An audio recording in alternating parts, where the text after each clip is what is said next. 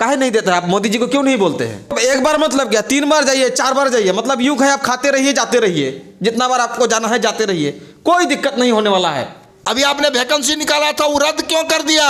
नमस्कार, मैं हूं आपके साथ निजाम खान। आप देख रहे हैं राष्ट्र संवाद और राष्ट्र संवाद में आपका स्वागत है। और अभी हम इस वक्त मौजूद है नाला विधानसभा के बनकाटी स्थित झारखंड सरकार में रह चुके पूर्व कृषि मंत्री और भाजपा के कद्दावर जुझारू वरिष्ठ कर्मठ नेता श्री सत्यानंद झा उर्फ बाटुल झा सर के आवास पर, और हमारे साथ मौजूद भी है पूर्व मंत्री सत्यानंद झा सर। तमाम मुद्दों पर बात होगी, क्योंकि आज जो बात होने वाली है कुछ ख़ास होने वाली है, क्योंकि कल मुख्यमंत्री हेमंत सोरेन जी नाला प्रखंड के नतुंडी में सरकार आपके द्वार कार्यक्रम में संबोधन किए। इससे कुछ इम्पॉर्टेंट बात होगी, आप लोग वीडियो के अंत तक बने रहिए। तो तमाम मुद्दों पर बात होगी। इससे पहले आप लोगों से एक छोटा सा रिक्वेस्ट है, अगर आप लोग हमारी खबर को फेसबुक पर देख रहे हैं और अगर अभी तक पेज को फॉलो नहीं किए हैं तो पेज को फॉलो कर लीजिए। यूट्यूब पर देख रहे हैं, चैनल को अगर अभी तक सब्सक्राइब नहीं किए हैं तो सब्सक्राइब कर लीजिए, लाइक कीजिए, और इस वीडियो के विषय में अंत में कमेंट कीजिए, क्योंकि आधा अधूरा ज्ञान जो है कि कभी कभी लोगों को समस्या पर डाल देता है। और इस वीडियो को जितना हो सके दबा के शेयर कीजिए, मज़ा आ जाएगा। तो आइए अब हम बिना किसी देर के तमाम मुद्दों पर बात करने की कोशिश करते हैं।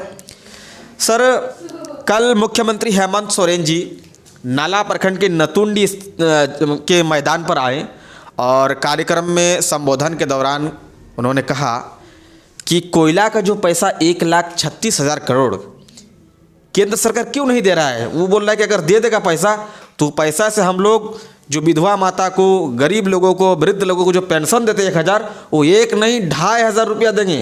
काहे नहीं देता है? आप मोदी जी को क्यों नहीं बोलते हैं? मैं पूछना चाहता हूं माननीय झारखंड सरकार के माननीय मुख्यमंत्री जी से और उनके पार्टी से, क्या आपने घोषणा पत्र जारी करने के पहले मोदी जी से बात किया था? क्या आप घोषणा पत्र जारी करने के पहले विचार विमर्श किए थे कि केंद्र सरकार मोदी जी से बात की थी कि पैसा देंगे तब ये काम करेंगे? ऐसा घोषणा पत्र में कहा है आपने? घोषणा पत्र में तो आपने सीधे कहा है कि हम पेंशन देंगे। पेंशन आप कैसे दीजिएगा, कहाँ से दीजिएगा? जब राज्य के मुख्यमंत्री हैं और आपकी सरकार है तो उसकी चिंता आपको करनी है, न दूसरे के भरोसे जीना है। या आपको घोषणा पत्र में करना चाहिए। आपके घोषणा पत्र में सीधे कह दिया। इतना ही नहीं, आपने घोषणा पत्र में कह दिया कि भाई MA पास को 7,000, BA पास को 5,000 और 5 लाख नौकरी। वो वादा कहाँ गया आपका? उस पर भी तो आपको कल बोलना चाहिए था माननीय। लेकिन आप ये दोषारोपण करके अपने को बचना चाहते हैं, झूठ बात बोल करके अपने को बचाना चाहते हैं, सरकार को बचाना चाहते हैं। तो इससे जनता समझ चुकी है कि आप वादा खिलाफी वाली सरकार है, आप लोग झूठ बोलते हैं। मुख्यमंत्री हेमंत सोरेन जी कह रहे हैं कि भाजपा वाले 20 साल में जो काम नहीं कर सका, 20 साल में मात्र 15 लाख लोगों को पेंशन दिया, और हम लोग 4 साल में 36,20,000 लोगों को पेंशन दे रहे हैं। ये सब जो है सो सारा चीज़ जो है कोरा कागज़ में है। इन लोगों ने जितने वादा अपने आप, घोषणा पत्र उनका पढ़कर देखिए।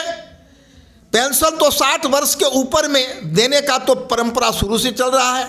जब रघुवर सरकार थी, उसके पहले मुंडा जी की सरकार थी, बाबूलाल जी की सरकार, सब में हम लोग पेंशन के कम देने का काम लगातार कर रहे हैं और यह काम निरंतर हो रहा है। बल्कि इनके समय में 4 साल में एक सब काम में धीमी आ गई थी, रुक गया था।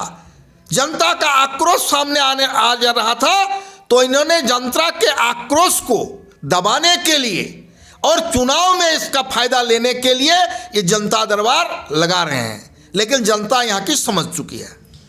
मुख्यमंत्री हेमंत सोरेन जी कहते हैं कि 8 लाख किसानों को मात्र जो है कि भाजपा की सरकार ने KCC दे पाया है, और हम लोग 4 साल में 20 लाख किसान को दे दिए। ऐसी बात नहीं है। ये लोग बोलते कुछ हैं, करते कुछ हैं। केंद्र सरकार ने जितना काम किया, केंद्र सरकार की बात ये क्या करेंगे? आज केंद्र सरकार के काम के कारण दुनिया में हम 5वें आर्थिक दृष्टि से संपन्न देश है। भारत संपन्न देश है। ये मोदी जी की करामत है। आज हम अस्त्र शस्त्र के मामले में बहुत आगे चल गए हैं। जो अमेरिका और चीन हमको धमका कर बात करता था, आज सामने में सरलता और सहजता से बात करता है। आज बात करने की शैली उनकी बदली है। विदेशों में हमारा सम्मान बढ़ा है। जो अस्त्र शस्त्र हम खरीद रहे थे आज हम बेच रहे हैं। हम आज आर्थिक दृष्टिकोण से दुनिया में 5वें स्थान पर हैं। अब माननीय मुख्यमंत्री और इस सरकार को जानना चाहिए कि G20 का अध्यक्ष पहले कभी भारत का प्रधानमंत्री नहीं रहा। पहली बार भारतीय जनता पार्टी के नेतृत्व में जो सरकार बनी, मोदी जी G20 के अध्यक्ष बने। और एक सवाल रहेगा सर, आपसे और 2 सवाल लेंगे, ज़्यादा नहीं लेंगे क्योंकि आप भी बहुत व्यस्त है। आपसे और 2 सवाल लेंगे। एक सवाल ले रहा हूँ और इसके बाद एक सवाल जो कि काफ़ी इम्पोर्टेंट होने वाला है, क्योंकि आप ही की विधानसभा क्षेत्र से जो है विधानसभा अध्यक्ष रविंद्रनाथ महतो, उनसे भी जुड़ा कुछ बात आपसे होगी। इससे पहले मैं आपसे सर जानना चाहूँगा, मुख्यमंत्री हेमंत सोरेन जी का कहना है कि पूर्व की सरकार जो आवास देती थी उससे बेहतर आवास ये लोग अबुआ आवास देंगे, 3 कमरा का घर होगा। उसमें विधानसभा अध्यक्ष रविंद्रनाथ महतो जी भी कहते हैं कि पहले के आवास में लोगों को सोचना पड़ता था, वो जो आवास देंगे 3 कमरा का, अब वो आवास उसमें सुंदर सा एक किचन रूम होगा। अब उसमें से एक ही परिवार में पतोहू रहे, बेटा रहे, रिश्तेदार आए, कोई दिक्कत नहीं होगा। आप लोग ऐसा आवास क्यों नहीं दिए? और जो आखिरी सवाल मेरा है, रविंद्रनाथ महतो जी कहते हैं कि आप लोगों ने जो लोगों को शौचालय दिया है वो शौचालय में कोई जाता नहीं, डर से जाता नहीं। इसलिए जाता नहीं कि वो जानता है कि जाएगा तो और शौचालय गिर जाएगा, मर जाएगा। और महतो जी कह रहे हैं कि हम लोग ऐसा शौचालय देंगे अबुआ आवास में, आप लोग एक बार मतलब क्या 3 बार जाइए, 4 बार जाइए, मतलब यूँ है आप खाते रहिए, जाते रहिए, जितना बार आपको जाना है जाते रहिए, कोई दिक्कत नहीं होने वाला है। इस पर आप क्या कहेंगे? देखिए, सबसे पहले तो मैं ये कहूँगा राज्य सरकार को और हमारे माननीय स्पीकर साहब महोदय को कि अभी तक जो केंद्र सरकार ने आपको प्रधानमंत्री आवास के लिए पैसा दिया उसका हिसाब का चुकता अपने केंद्र को नहीं दिया। आप हिसाब क्यों नहीं दे रहे हैं? आपको पैसा दे देगा और आप हिसाब नहीं दीजिएगा तो पैसा क्यों देगा? आप आज तक अपने हिसाब नहीं दिया कि कितना खर्च क्या नहीं किया। जहाँ तक आवास देने की बात थी तो मात्र साल भर भी आपका चुनाव का नहीं रह गया। इतना दिन आप कहाँ सोए थे? इतना दिन आपने आवास क्यों नहीं दिया? हमने घर घर आवास देने का काम किया है। आज प्रधानमंत्री आवास जो दिया गया है, इसका जो लक्ष्य था वो लक्ष्य हम पूरा करने की दिशा में आगे बढ़ रहे हैं। और हमने जितना पैसा केंद्र ने आपको दिया था उसका पैसा आपके पास कोई हिसाब किताब नहीं है, आपको हिसाब देते ही नहीं है, बल्कि बिचौलिया पैसा उठाकर खा जाता है, उसको आप देखते नहीं हैं। आप बिचौलिया घर बनवा रहा है उसको देखते नहीं, उसको आप दंडित नहीं करते हैं। इस तरह की कई घटनाएं भी हैं, बाद में इस विषय पर हम बात करेंगे। और दूसरी बात है, जो शौचालय बनाने का जिम्मा भी हम लोग जो पैसा देते हैं प्रधानमंत्री आवास में, उसमें हम लोग उस व्यक्ति को देते हैं कि भाई बढ़िया से बनाओ। हम लोग तो बना करके कोई ठेकेदार तो नहीं बनाता। हाँ, कहीं कहीं दलाल जो है कहीं पैसा ठगता है तो उसकी जिम्मेवारी राज्य सरकार को है, राज्य सरकार के पदाधिकारी को है। केंद्र सरकार पैसा देती है, राज्य सरकार को देखने का काम राज्य सरकार का है। अब दलाल अगर बिचौलिया ठग लेता है तो राज्य सरकार को देखना चाहिए। आप देखते क्यों नहीं भैया?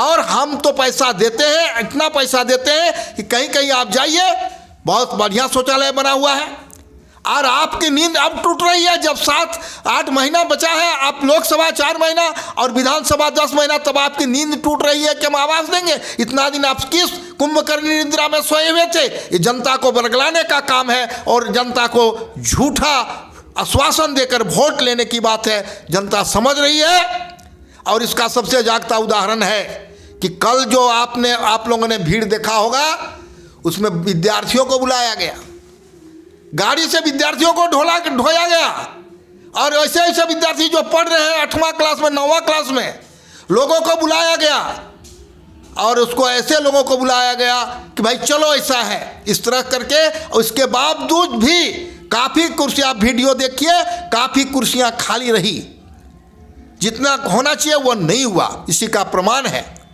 भाई, आप इसको उसको बुला करके, सरकारी कर्मचारी को बुला करके भीड़ जुटाने से यह जनता का भीड़ अपने आप उमंगता है, जनता की भीड़ अपने आप जाती है। इसमें आपका जनाधार इनका खोता जा रहा है और इसका जनाधार बहुत नीचे चला गया है। इसीलिए ये लोग ये चिकड़ी चुपड़ी बातें कह रहे हैं, लोगों को झूठा आश्वासन दे रहे हैं, ताकि आगे आने वाले लोकसभा और विधानसभा चुनाव में जो इनको जनता सबक सिखाएगी वो सबक नहीं सिखावे, इसके लिए ऐसी घोषणाएं कर रहे हैं, ऐसी जो है सो लंबी चौड़ी बात कर रहे हैं, जनता को लुभावने नारे दे रहे हैं। और जनता के सामने मैं पूछना चाहता हूं कि 5 लाख का नौकरी आपका क्या हुआ हर साल? बिजली में माप कहाँ चला गया? बेरोजगारों का भत्ता क्या चला गया? आप लोगों का उम्र पार हो गया है, इसकी चिंता करिए। 4 साल में लोगों के काफ़ी कार्यकर्ताओं का स्थानीय नीति कहाँ गया? अभी आपने वैकेंसी निकाला था, वो रद्द क्यों कर दिया? ये सब समस्याएं आपके सामने हैं। आप अविलंब 5 लाख लोगों की जो बहाली की थी 20 लाख लोगों को बहाल करिए, और बेरोजगारों का जो उम्र सीमा पार है उसकी चिंता करिए, अविलंब उस पर कार्रवाई करिए, तो हम समझेंगे कि सरकार काम कर रही है। मंच पर झूठी मूठी बात बोलकर लोगों को ठगने का काम बंद करिए। अच्छा, उसमें जो है मुख्यमंत्री हेमंत सोरेन जी कह रहे थे कि पीएम आवास का पैसा जो है, प्रधानमंत्री आवास का पैसा, ये अध्यक्ष महोदय भी कल जो है कि संबोधन में कहे कि केंद्र सरकार के पास कैबिनेट के मंत्री झारखंड सरकार के बहुत बार गए हैं पैसा मांगने के लिए, लेकिन केंद्र सरकार ने नहीं दिया है। बल्कि मुख्यमंत्री हेमंत सोरेन ने केंद्र सरकार पर यहाँ आरोप लगाया कि उसका कोटा को जो है कि भाजपा शासित प्रदेशों में दे दिया पैसा को, झारखंड सरकार को नहीं दे रहा है। आप हिसाब क्यों नहीं दे रहे हैं? पैसे का हिसाब दीजिए, पाई का आपको दिया गया, आपको कहाँ है वो पैसा, किसने खाया, कहाँ खर्चा हुआ, इसका पैसा केंद्र को देना पड़ता है। हिसाब, सारा हिसाब किताब होगा तो केंद्र पैसा देने के लिए तैयार है, इसमें कहीं कोई बात नहीं है। ये झूठा आरोप केंद्र सरकार पर लगाया जा रहा है, केंद्र सरकार की ऐसी नीति नहीं है। तो और एक बात सर जानना चाहेंगे आपसे, ईडी का बीते दिनों जो है कि उसको समन जारी हुआ था, जिस दिन दुमका में उनका प्रोग्राम था, लेकिन पता चला कि उसमें भी नहीं गए, तो इस पर क्या कहेंगे? देखिए, कानून का पालन सबको करना चाहिए। मैं चाहता हूं कि कानून से बढ़कर ऊपर कोई नहीं है। यदि हमारा मुख्यमंत्री निर्दोष है तो कानून और संविधान का पालन करते हुए ईडी से मुकाबला करना चाहिए और अपने को निर्दोष साबित करना चाहिए। लेकिन 6 बार हुआ, ऐसा क्यों नहीं कर रहे हैं? इसमें तो लगता है कि दाल में कहीं काला है, इसलिए नहीं हो रहा है। नहीं तो जाके बोलना चाहिए। हमारे प्रधानमंत्री मोदी जी जब गुजरात के मुख्यमंत्री थे तो गोधरा कांड के समय उन पर भी आरोप लगा था, उन पर भी जांच किया गया था, जांच आयोग बैठा था, उन्होंने हर जांच आयोग में जाकर फेस किया। समस्या जो था उसके बारे में उनसे पूछा गया, उन्होंने सटीक जवाब दिया, प्रश्न का उत्तर दिया और ये बरी हुए। इसीलिए अगर निर्दोष हैं तो जाना चाहिए। क्यों टाल रहे हैं, क्यों टाल मटोल कर रहे हैं? इसमें लगता है कि दाल में कुछ काला है। तो ये आप सुन रहे थे हमारे साथ पूर्व कृषि मंत्री श्री सत्यानंद झा सर को, जो कल जो मुख्यमंत्री हेमंत सोरेन का कार्यक्रम हुआ उसमें काफ़ी सवालों को जो है कि मैंने लाने का काम किया, और विपक्ष के अभी जो है कि झारखंड में भाजपा विपक्ष में और भाजपा से रह चुके हैं पूर्व कृषि मंत्री जी, उनसे मैंने तमाम सवालों के जवाब ढूंढने का कोशिश किया। इनमें तमाम सवालों के जवाब देते नज़र आए, और इन्हीं सवालों में कुछ जवाब अगर सत्ता पक्ष के लोगों को लगता है तो सत्ता पक्ष के वरीय नेताओं का स्वागत है, वो भी राष्ट्र संवाद से संपर्क करें और अपनी बातों को रखें। हम लोग किसी भी खबर में पक्षपात नहीं करते हैं, ये राष्ट्र संवाद की खूबसूरती है। और जहाँ तक ईडी समन की बात की गई, कहीं न कहीं मंत्री जी का कहना है कि अगर मुख्यमंत्री हेमंत सोरेन जी अगर निर्दोष है तो वो ईडी के सामने जाए और अपनी जवाब दे, क्योंकि गोधरा कांड में जब माननीय प्रधानमंत्री जी से जब पूछताछ वगैरह जो किया गया था तो उसमें सहयोग किया था। ऐसे में मुख्यमंत्री हेमंत सोरेन जी को सहयोग करना चाहिए ईडी का। कानून सबके लिए होता है, कानून से सब बंधे हुए हैं, चाहे जनता हो, चाहे सरकार हो, चाहे प्रशासन हो, सब कानून के कड़ी से बंधे हुए हैं। इस खबर के विषय में आप लोग क्या सोचते हैं? निष्पक्षता के साथ कमेंट ज़रूर करें। खबर अच्छी लगे तो लाइक शेयर करें, हमारे पेज को फॉलो करें, यूट्यूब चैनल को सब्सक्राइब करें। धन्यवाद।